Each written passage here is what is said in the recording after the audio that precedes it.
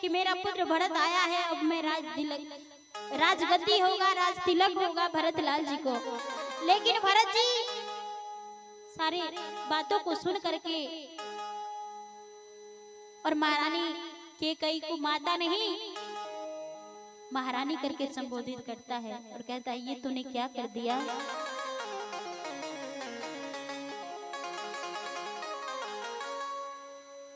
अरे मैया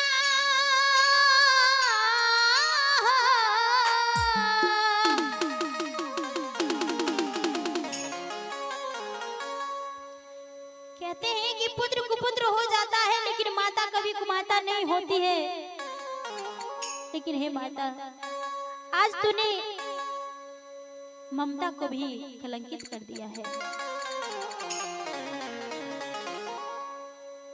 भैया के बनवा भेजी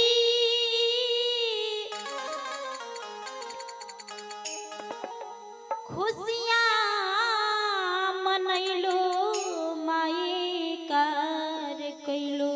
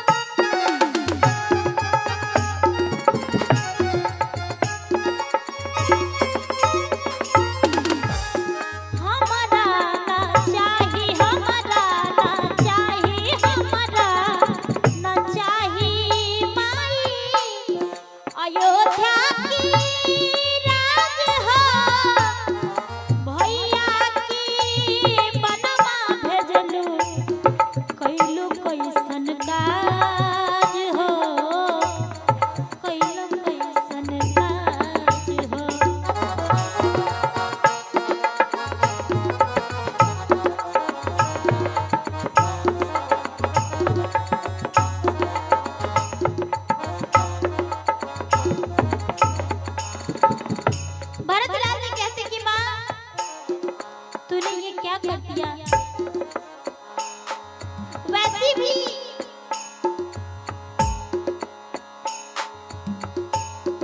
सबसे पहले राम भैया का ही राज तिलक होना चाहिए क्योंकि वो बड़े भैया हैं और सबसे पहला हक बड़े पुत्र का ही होता है। लेकिन तूने ये क्या कर दिया कि मेरे भैया को 14 वर्ष के लिए वनवास दे दिया तूने। तू मां नहीं, तू सांप है। ऐसा नहीं हो सकता। लोग क्या कहेंगे कि एक भाई था भरत जिन्होंने अपनी राजगद्दी पाने के लिए, राजपाट पाने के लिए अपने भाई को जंगल भेज दिया। अरे हमारा ना चाहिए मैया अयोध्या की राज हो, भैया की बनवा भेजलू कोइलू कैसन काज हो, कोइलू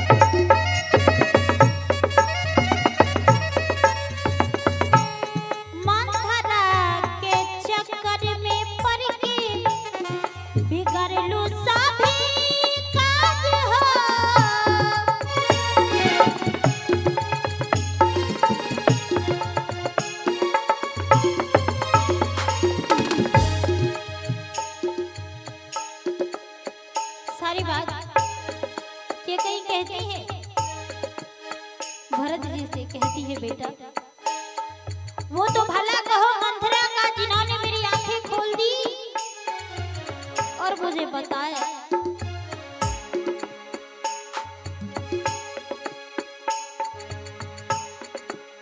भरतलाल जी कहते हैं माँ आखिर इतना सब कुछ हो गया, तूने मंथरा की बात मान करके और अपनी माता का धर्म छोड़ दिया।